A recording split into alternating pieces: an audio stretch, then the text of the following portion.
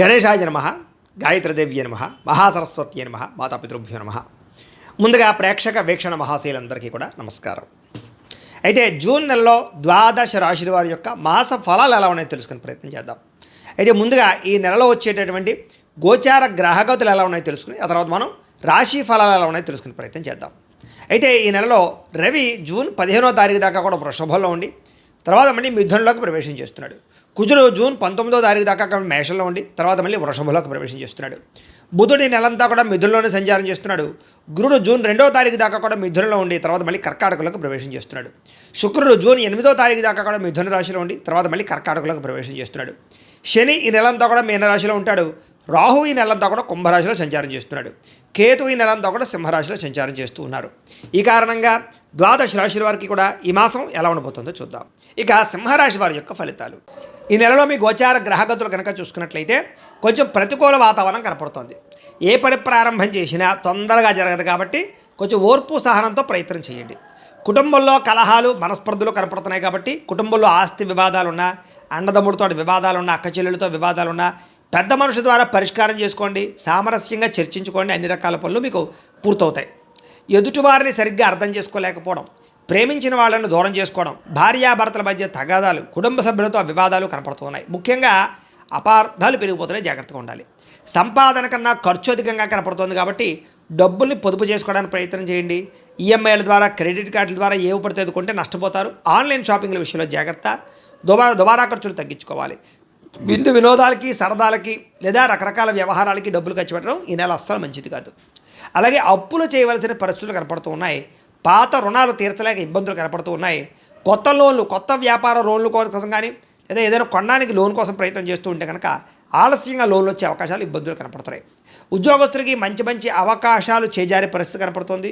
దూరపు బంధువుల నుంచి చెడు వార్త వింటారు. మిత్రులు కూడా శత్రువులుగా తయారయ్యే అవకాశం కనపడుతోంది. విదేశీ ప్రయాత్నాలు వాయిదా వేసుకోవడం మంచిది. ఎందుకంటే వీసాలు రిజెక్ట్ అయ్యే అవకాశాలు ఉన్నాయి.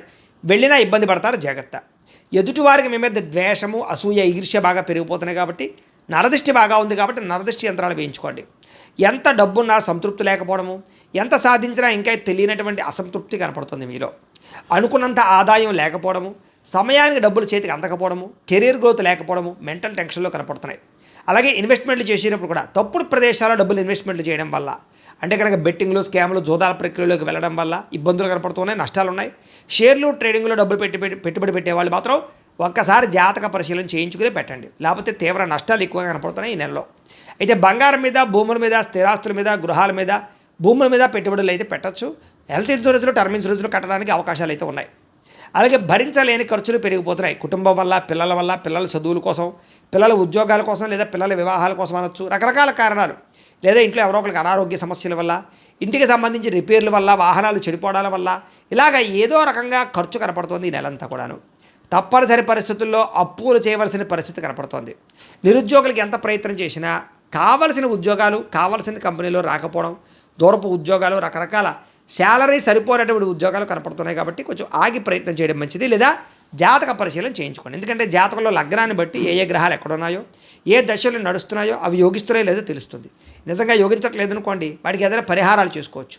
మమ్మల్ని సంప్రదిస్తే మేము జాతకం చూస్తాం. తద్వారా అది ఉద్యోగానికనే కాదు, వివాహానికి, సంతానానికి, ఆర్థిక ఇబ్బందులు, రుణబాధలు, ఏ సమస్య ఉన్నా పర్సనల్ జాతకంలో గ్రహాలు చాలా ముఖ్యం కాబట్టి ఖచ్చితంగా అందరూ మమ్మల్ని సంప్రదిస్తే జాతకం చూస్తాం కాబట్టి చూపించుకోండి. ఉద్యోగస్తులకి అధికారుల వల్ల ఇబ్బందులు కనపడుతుంది.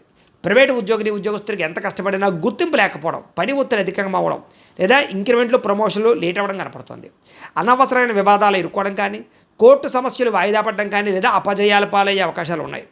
శారీరక కోరికలు పెరగడం, వ్యసనాలకి బానిసలయ్యే అవకాశాలు, లేదా అందానికి ప్రాధాన్యత ఇవ్వడం, లేదా శారీరక కోరికల కోసం ఎవరు పడితే వాళ్ళు కలవడానికి ప్రయత్నం చేయడం, కామ కోరికలు పెరిగిపోవడం, ఉద్యోగాలు చేసే చోట లేదా కాలేజీల్లో కానీ వ్యాపారాలు చేసే చోటగా పరపురుష పరస్త్రీ వ్యామోహాలు ఎక్కువగా ఉన్నాయి. కాబట్టి వివాహేతర సంబంధాలకు దూరంగా ఉండాలి ఈ నెలంతా కూడా.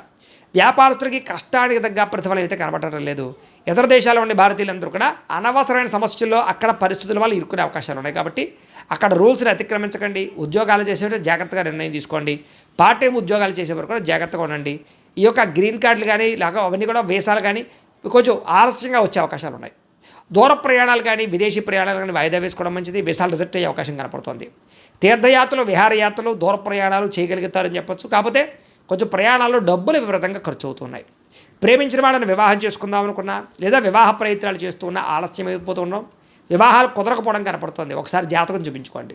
ప్రేమించిన వ్యక్తులు మీ ఇంట్లో మీ ప్రేమ విషయాన్ని చెప్తే ఒప్పుకోకపోవడం కానీ, లేదా ప్రేమికుల మధ్య మనస్పర్ధలు వచ్చి గొడవలు పడి విడిపోవడం కానీ, బ్రేకప్స్ కానీ, అనుమానపు ఆలోచనలు కానీ, లేదా మధ్యలో ఎవరో ఒకరు రావడం కానీ జరుగుతుంది. సంతానం వల్ల సమస్యలు, ప్రేమికుల మధ్య అపార్థాలు, శారీరక కోరికలతో ఎక్కడ పడితే అక్కడ కలవడం వల్ల దొరికిపోవడాలు కనపడుతున్నాయి. బయట కలవడాలు మంచిది కాదు. క్రమశిక్షణ లేకపోవడం వల్ల అనారోగ్య సమస్యలు ఉన్నాయి. కాబట్టి సమయానికి తినండి, సమయానికి పడుకోండి. అలాగే బయట ఫుడ్లు, జంక్ ఫుడ్లు, ఆయిల్ ఫుడ్లు పూర్తిగా మానేయండి. జాగ్రత్తగా ఉండండి, లేకపోతే శస్త్రచికిత్స అవకాశాలు ఉన్నాయి. టీ కాఫీలు కూడా తగ్గించడం మంచిది.